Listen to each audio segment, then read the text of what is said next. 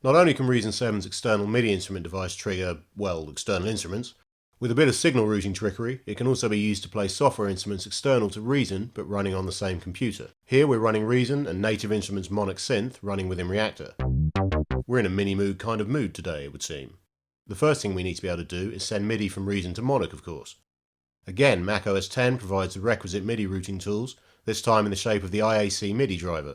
Windows users will need to avail themselves of MIDI yoke or loop B1. Activating IAC is as simple as double-clicking it in Audio MIDI Setup's MIDI window and checking Devices Online. We also need a means by which to send audio from Monark to Reason in order to record the output of the former into the latter. The essential and free Soundflower is the answer for Mac users, while PC heads can get the same functionality, albeit with quite a bit more faffing about, from Jack. Soundflower enables Monark's output to be routed straight into Reason by simply setting it as Reason's input and Monark's output. However, since Reason can only load one audio driver at a time, and we need it to output to our audio interface as well as accept input from Soundflower, we need to create an aggregate device, combining the two. In Audio MIDI Setup's audio window, click the plus at the bottom left and select Create Aggregate Device. In the setup window that appears on the right, check the Use checkboxes for Soundflower and your audio interface.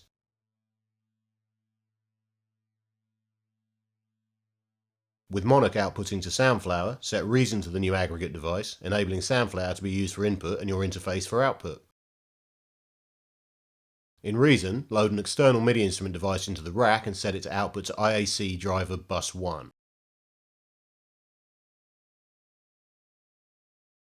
Sending MIDI from the external MIDI instruments track now triggers Monark, although we can't actually hear it yet because its audio signal is going back into Reason, where we haven't yet set up an audio track to monitor it.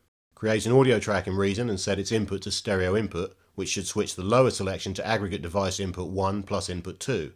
Arm both the audio track and the external MIDI instrument MIDI track for recording, ensure that monitoring is active on the audio track, and play your MIDI keyboard. You should see and hear Monark coming through Reason and out of your speakers.